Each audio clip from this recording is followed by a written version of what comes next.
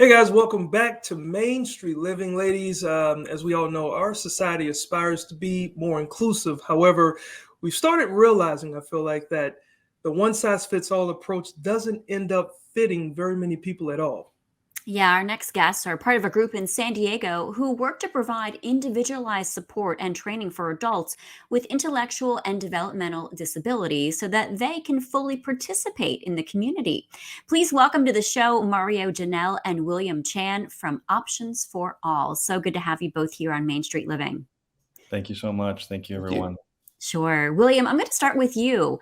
Give us an overview of Options for All. What exactly does the organization do?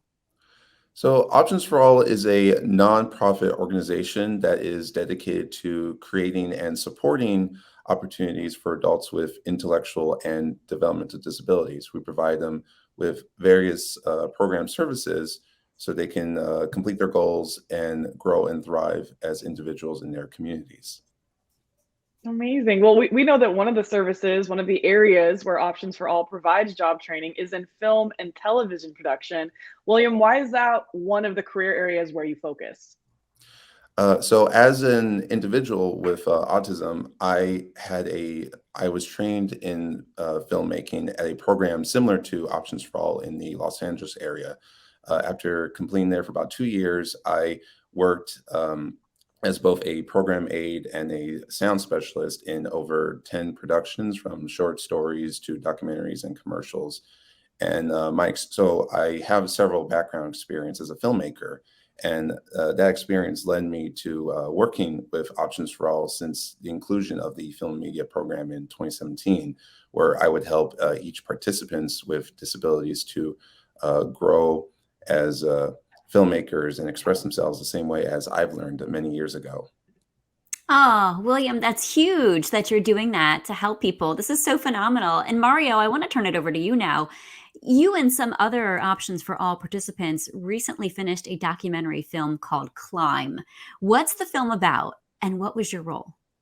So my role was director and producer, and in San Diego, we heard that at the Mesa Rim Climbing Center, we heard there was an adaptive team composed of rock climbers with disabilities, and so we said, "Hey, this would be an amazing documentary." And so we got along with them, started filming, and so the film is about four different rock climbers with different backgrounds with disabilities who got empowered through rock climbing. They discovered rock climbing, and they really took it to the next level. And they learned so many things, not only about rock climbing, but about themselves.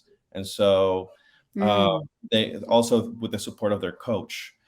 So the film really shows what human beings are capable of, and how high they can reach, no matter the circumstances. Oh.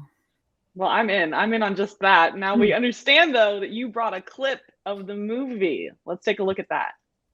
I had no clue that adaptive rock climbing was even going to be such a big thing in my life.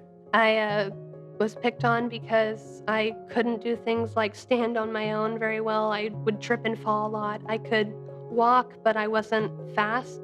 It was spring break of my first year of college, and we decided to go for a hike. I decided to hang from the cliff ledge. I just remember hanging from my fingertips, and then everything kind of just went black. The hardest part of my recovery was going back home and trying to work with and manipulate these different elements that had been so easy in my life. And I had to give up climbing. I gave up a lot of things because the treatment was so intense.